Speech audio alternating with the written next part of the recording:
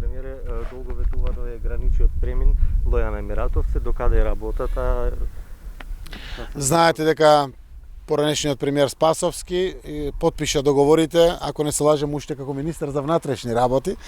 Верувам дека голем дел од активностите, како што се и таквите инфраструктурни активности, се одложени заради COVID-19, но секако договорите се подпишени. Јас верувам дека првите билатерални средби со Србија што во следниот период ќе ги искористиме, ќе бидат една од важните теми за Лојан Емиратовец граничниот премин, заради тоа што утврдивме двете страни преку подпишувањето на својата намера дека ќе продолжиме да го оформиме и изградиме тој граничен премин. И како што знаете, таму имаме и драгоцени грант средства од Норвешка и од граѓаните на Норвешка, кои што треба да ги искористиме, се што треба двете страни ќе дополниме за да може и тој граничен премин да биде пуштен. Од наша страна ние сме подготвени. Верувам на првата билатерална средба со Република Србија ќе ги дефинираме и нивните активности кога тоа треба да се завршува од нивна страна.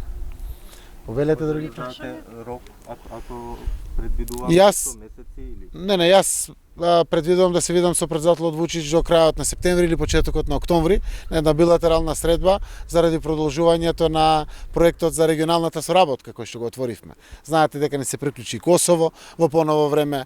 Црногорскиот председател беше на последните состаноци и еден од членовите на председателствата на Босна и Херцеговина и нивниот председател на Националниот совет. Верувам дека треба да ги раздвижиме. Ако е корона криза, многу работиме на административно тргање на бариерите, пред се на граничните премини, поврзани со брзиот проток на стока, на патници и на се, и верувам на тие средби кои што предстојат во следниот период, веднаш ќе имаме информација да дадеме и од српската страна кога тоа би можело да биде продолжено.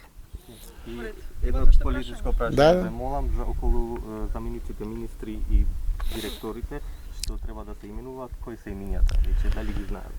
Постапката на утврдување на нивните имиња е во тек, на самиот крај сме на утврдување.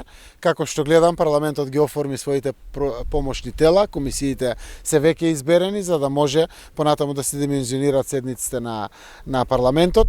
Знаете дека имавме пратеник кој што од здравствени причини не беше присутен, тоа е веќе вратен на работа, од Сабајлево ме информира. Имаме пратеник чиј што мандат треба да се верифицира. Овие се двете активности кои што треба се случат денеска, утре, задутре. Ако се случат, јас сум подготвен утре, задутре, и ако сум на пат, подготвено е се за да можем да ги дадам предлозите за заменици министри до собранието, а собранието веројатно после 20 ќе одлучи да ги стави на дневен ред за да имат можност пратениците да ги прочитат CV-ата, автобиографиите или слично. Не можам да кажам имиња заради тоа што се уште не сум утврдил до крај со партнерите. Дел од партнерите кои што ги имат позициите на своја одговорност токму во заменичките места, соопштија одредени имиња. Јас како мандатор не сум до крај подготвен заради тоа што се уште правам интервјуа со кандидатите, разговарам со нив како потенцијални заменици министри.